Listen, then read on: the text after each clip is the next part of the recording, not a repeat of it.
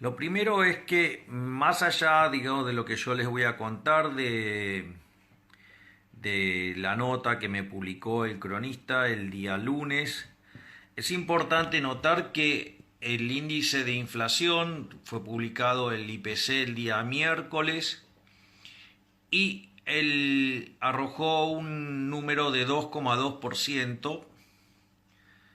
Y eso es interesante porque además alimentos, que pesa cerca de un tercio del índice, registró uno.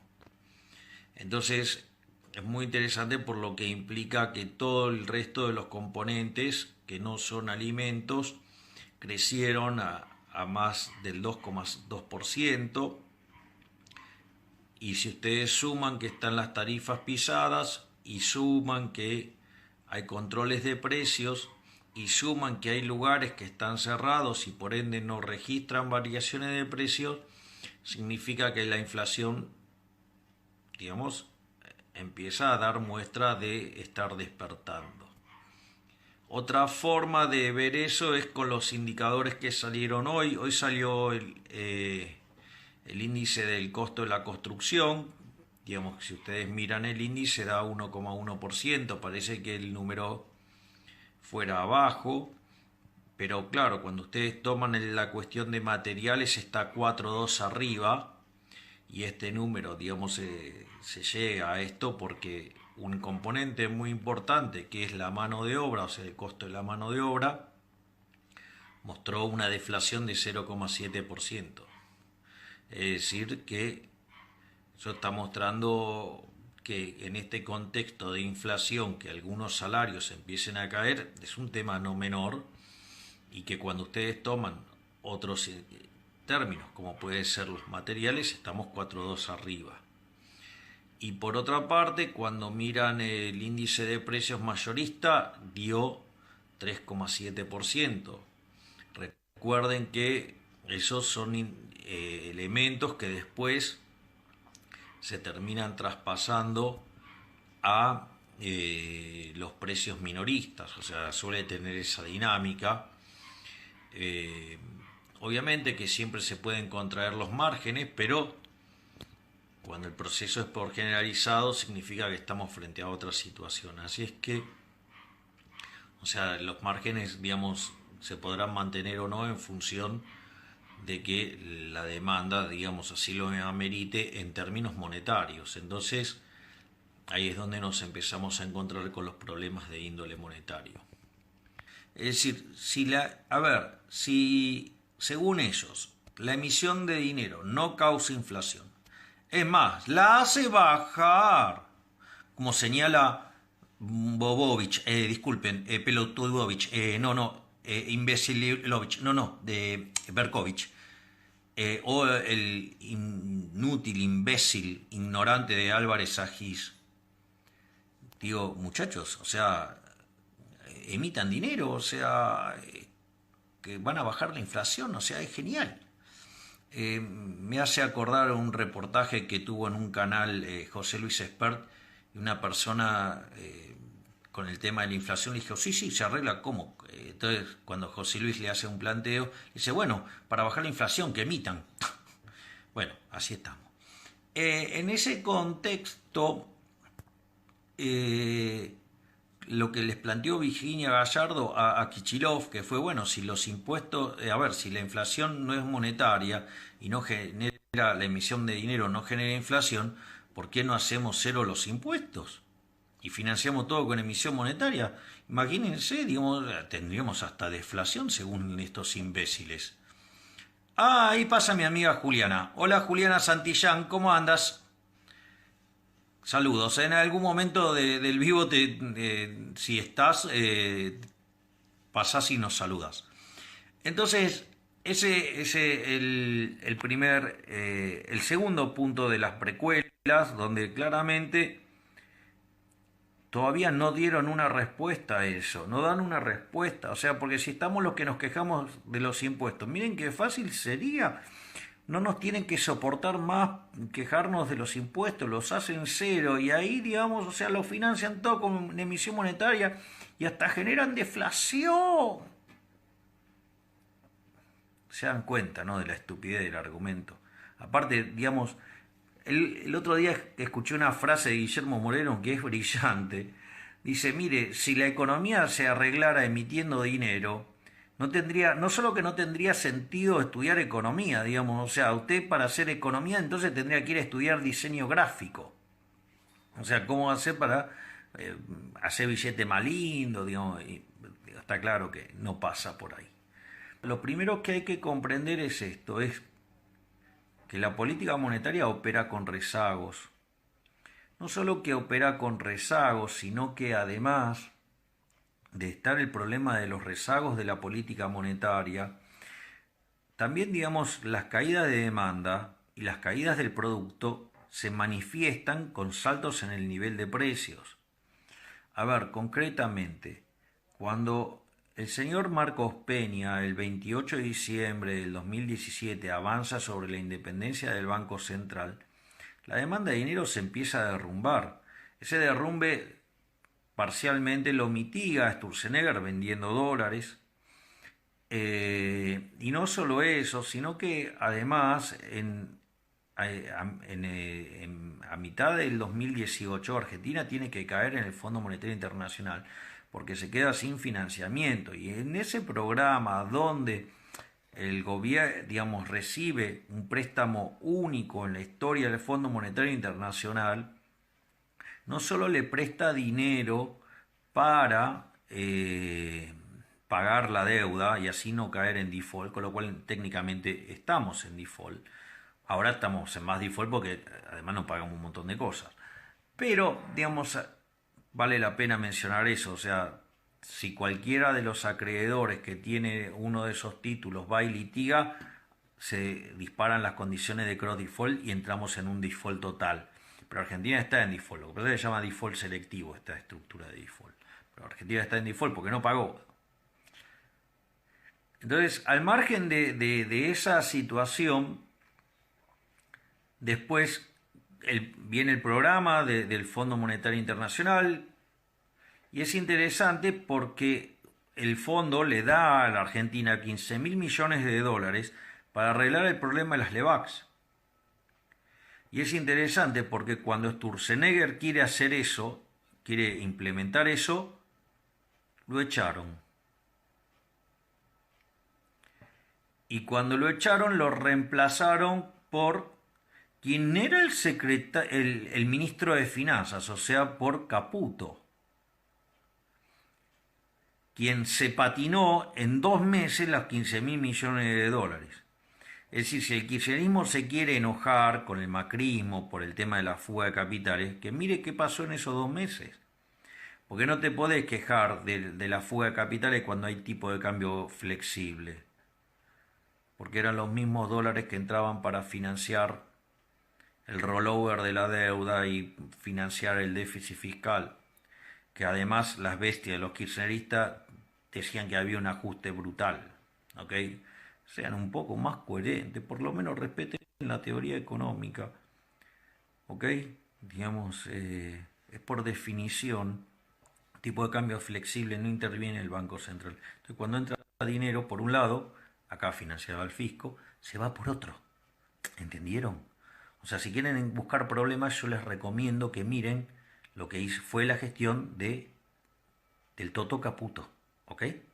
Ahí tendrían que mirar. Naturalmente, después de eso, después de que vendió los dólares que se le cantó a Caputo y se patinó toda la que tenía que ver con limpiar el balance del Banco Central, vino Sanleris. Y ahí Sanleris lo que hizo fue aplicar un programa de política monetaria dura de no emitir más un peso. Pero la demanda de dinero se venía desplomando. Argentina ya se había patinado 22.000 millones de dólares. A ver si se dan cuenta de la cantidad de guita que se patinaron en esa corrida. Entonces, algo que en general, digamos, el estatuto del Fondo Monetario no permite. Por eso se tuvo que ir Caputo. Y en ese contexto, lo que ustedes tienen es que después viene Sanleris y no emite más. Pero la demanda de dinero se venía desplomando. De hecho, con Mariano Fernández y con Diego Giacomini hicimos el contrafáctico de cuánto hubieran subido los precios si no hubiera sido por que el Banco Central vendió 22 mil millones de dólares. Y le da que la tasa de inflación hubiera sido del 550%, o sea, hubiera estado la hiper ahí. Ah, hola General ANCAP. Digo, después del análisis económico lo subimos.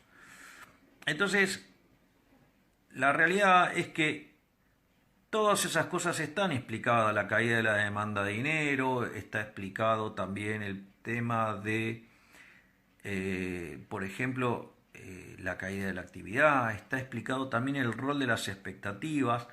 Nosotros explicamos que cuando ustedes tienen el problema de lo que era en ese momento las LEVAX y después las LELIX, el problema es que sin una política fiscal consistente ese mecanismo de esterilización y a una tasa de mercado, digamos, tiende a ser explosivo. Entonces eso significa que a futuro van a emitir dinero. Entonces eso queda incorporado en la expectativa de emisión futura, es decir, que queda cargado en las expectativas de inflación y eso también hace caer la demanda de dinero. ¿No lo saben? ¿No saben ese tipo de cosas? ¿O directamente son deshonestos intelectualmente? O las dos cosas. Por lo tanto, cuando ustedes analizan considerando estos elementos, se dan cuenta que también está explicado dentro de la lógica del monetarismo, aun cuando yo no sea monetarista. Pero sí creo que la inflación es siempre y en todo lugar un fenómeno monetario.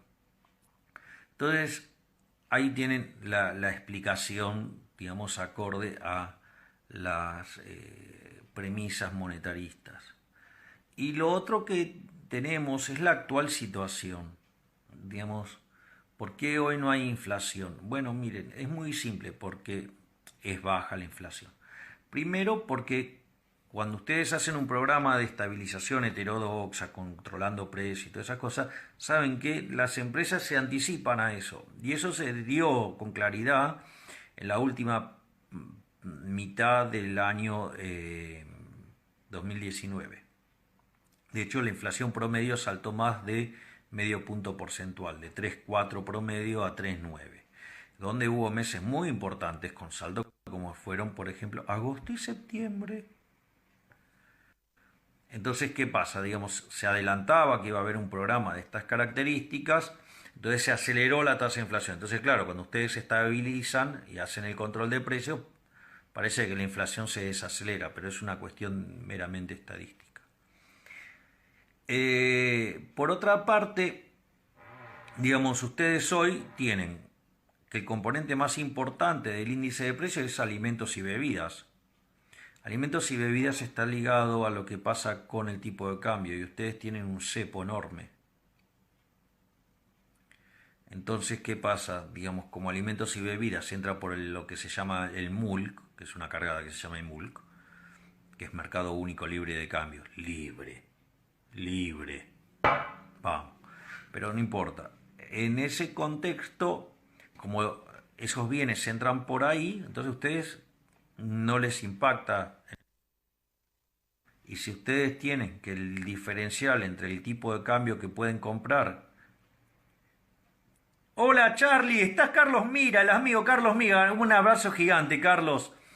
Ahora, si ustedes tienen que pesa un tercio en el índice alimentos y hay un desfasaje en el tipo de cambio de cerca del 100%, quiere decir que hay una inflación reprimida por lo menos del 33%, de 33 puntos porcentuales. Vamos. Por otra parte, también tienen pisado las tarifas. Eso, digo, va a generar un desastre en términos de lo que es los subsidios, o entonces o se afecta la calidad del servicio, o digamos, explotan los subsidios. Ya pasó esto. Y después lo otro que tienen es que tienen para productos de primera necesidad, por ejemplo, como los que tienen que ver con la higiene o con la limpieza de la casa, también están pisados o están con acuerdos de precios, acuerdos. Entonces, digamos, por eso ustedes no ven que se mueva la inflación. Y después hay un montón de rubros que no están funcionando. Por eso tampoco, digamos, entonces el INDEC no tiene cómo hacer el relevamiento de precios y por ende no registran variación, pero que cada vez que ustedes abren algo los precios saltan. Y eso se vio en el último indicador de inflación, que fue que pegó un salto de 1,5 a 2,2. ¿Por qué? Y porque justamente se abrió un poquito y saltó la tasa de inflación. Entonces, ¿a qué vamos de acá de cara al futuro? Mire, vamos a una hiperinflación, yo se lo voy a explicar. En lo que va del año, el gobierno emitió 1,3 billones de pesos para financiar el déficit fiscal. Lo que pasa es que el 70% de esa emisión fue esterilizada con LELIQs y con PASES.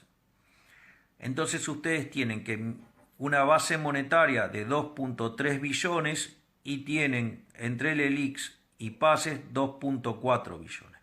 Esto quiere decir que en una situación de pánico, en el lapso de 29 días, 28, 29 días, van a una hiperinflación. Charlie, si te quedas un rato más que termine este argumento, te subo al vivo, Carlos. Estoy hablando con Carlos Mira, un amigo, digamos, tipo muy inteligente, un tipo brillante, un tipo al que le tengo un afecto enorme. Y aparte un liberal de raza. Entonces, ¿qué es lo que tienen ustedes? Digamos, ahí estarían duplicando la cantidad de dinero, eso se llama hiperinflación. Entonces, pero además en lo que va del año ya se generó 14.000 millones de dólares de déficit en la mejor parte del año. Imagínense lo que viene para después. O sea, es tremendo, tremendo lo que viene.